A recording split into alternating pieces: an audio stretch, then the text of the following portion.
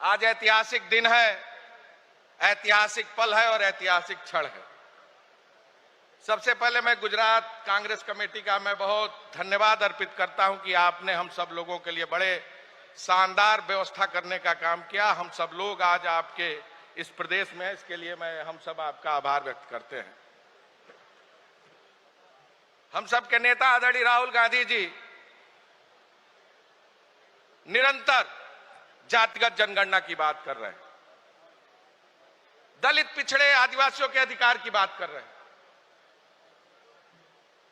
और आज जिस तरह दलित पिछड़े आदिवासी के ऊपर अन्याय और अत्याचार हो रहा है, एक तरफ हमारे नेता तेलंगाना में पिछड़े वर्ग को 42% आरक्षण देने की बात करते हैं और दिलाकर पूरे देश में संदेश देने का काम करते हैं कि हम 50% का बैरियर तोड़ने का काम करेंगे। और दूसरी तरफ जो भारतीय जनता पार्टी की सरकार है, निरंतर आरक्षण को चोरी करने का काम, और उत्तर प्रदेश में तो 69,000 शिक्षक भर्ती में पिछड़ों के साथ जिस तरह का अन्याय हुआ सब जानते हैं। स्कॉलरशिप बंद हो गई। मैं धन्यवाद देता हूं और आपको हृदय से प्रणाम करता हूं कि आपने ऐसे मुद्दों को, ऐसे विषय को, ऐसे पिछड़े वर्ग के लोगों के अधिकार की लड़ाई लड़ने का काम किया। आदरणीय राहुल गांधी जी निश्चित तौर से जिस तरह इस देश में बाबा साहब अंबेडकर को पूरा देश और दुनिया याद करता है, आने वाले दिन में पिछड़ा समाज आपको पूरी मशक्कत के साथ, पूरी ईमानदारी के साथ याद करने का काम करेगा। साथियों, आज आपको यह तय करना होगा, हमारे नेता ने आह्वान किया है जातिगत जनगणना के सवाल पर। जरा हाथ उठाकर बताइए इस सवाल पर कौन कौन आदरणीय राहुल गांधी जी के साथ खड़ा है? कौन कौन साथ खड़ा है? और निश्चित रूप से इस आवाज को बुलंद करना है और आदरणीय राहुल गांधी जी के सपनों के साथ कदम से कदम मिलाकर इस अधिकार की लड़ाई में अपना सहयोग करना है। बहुत बहुत धन्यवाद। जय हिंद, जय भारत, जय कांग्रेस। इस ऐतिहासिक भूमि से जहां महात्मा गांधी जी ने दांडी यात्रा जहां से प्रारंभ की अंग्रेजों के खिलाफ, और आज हमारे राहुल गांधी जी ने भारत जोड़ो यात्रा के माध्यम से संविधान के मूल्यों को, जो हमारे भारत के शाश्वत मूल्य है, उसको बचाने के लिए उन्होंने एक अभियान छेड़ा है। और इसलिए क्योंकि जब से भारतीय जनता पार्टी, मोदी जी, आरएसएस की सरकार आई है, वो हमारी हर बुनियादी चीजों में वो सांप्रदायिकता घोल रही है। जब हमने आम लोगों की बुनियादी बातें हमने शुरू की, जब हमने रोटी की बात की वो बीफ की बात करने लगे, जब हमने कपड़े की बात की वो हिजाब की बात करने लगे, जब हमने मकान की बात की वो बुलडोजर की बात करने लगी। वो हमेशा इलेक्शन के समय कहते थे हम राम को लाएंगे, हमें क्या पता था वो नाथूराम को यहाँ पे लाएंगे।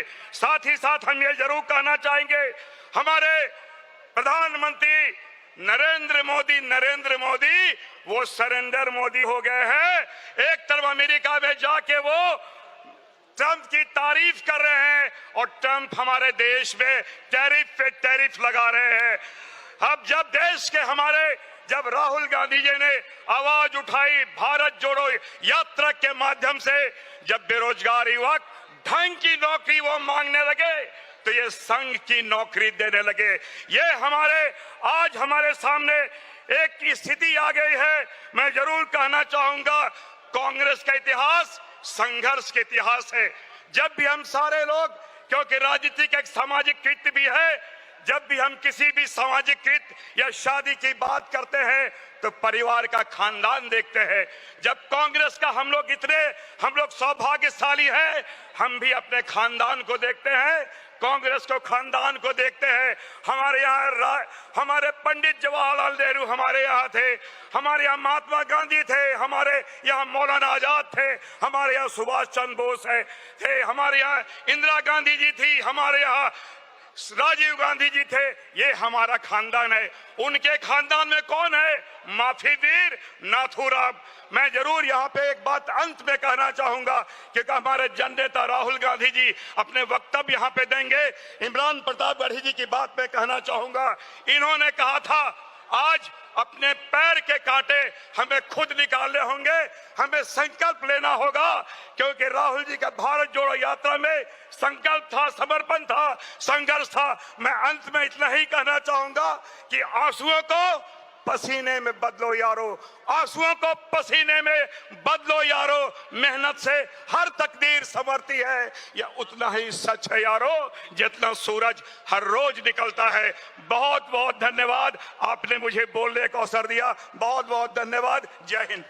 इस देश के हजारों साल जिन्होंने पीड़ा सहन की, उन दलित आदिवासियों के लिए पूज्य बाबा साहब के संविधान के अंदर एक माँ जैसे अपने बच्चे को संभाल के बड़ा करती है, वैसा ही काम पूज्य बाबा साहब ने कहा।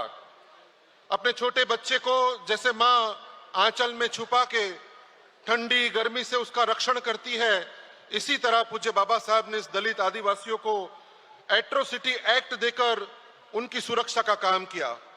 और दूसरा, उनको आगे बढ़ाने के लिए आर्थिक आरक्षण, जो शेड्यूल कास्ट सब प्लान और ट्राइबल सब प्लान एक्ट के तहत उनको आर्थिक संरक्षण भी दिया।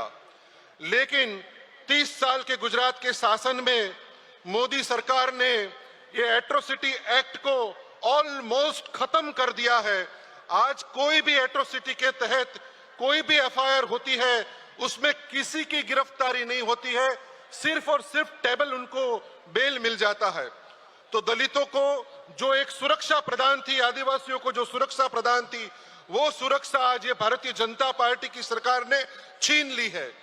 उसी तरह जो आर्थिक आरक्षण था, जो स्वर्गीय इंदिरा जी ने स्पेशल कंपोनेंट के तहत, शेड्यूल कास्ट सब प्लान एक्ट के तहत जो पैसे आरक्षित करते थे, वो पैसे आज भारतीय जनता पार्टी की सरकार में गुजरात के 4 लाख करोड़ के बजट में दलितों के लिए कोई रकम आरक्षित नहीं करते हैं।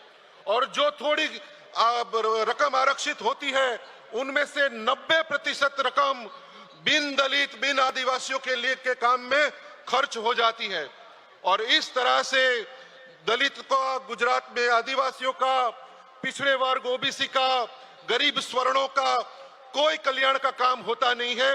तो मैं आशा रखता हूं कि आपने आने वाले समय के अंदर जिस तरह से राहुल जी ने देश के गरीबों का हाथ थामा है, उसी तरह आने वाले समय में इस गुजरात की भूमि में, इस बापू सरदार की भूमि में हम सब साथ में मिलके इस भारतीय जनता पार्टी की अन्याय और अत्याचारी सरकार के सामने डट के लड़ेंगे। और 2027 में राहुल जी के वचन को हम साक्षात करके इस भूमि पे फिर से एक बार बापू और सरदार की, आपकी और हमारी, राहुल जी और खड़गे जी की सरकार बना के कांग्रेस की सरकार बनाएंगे। जय कांग्रेस, जय गुजरात, जय भीम।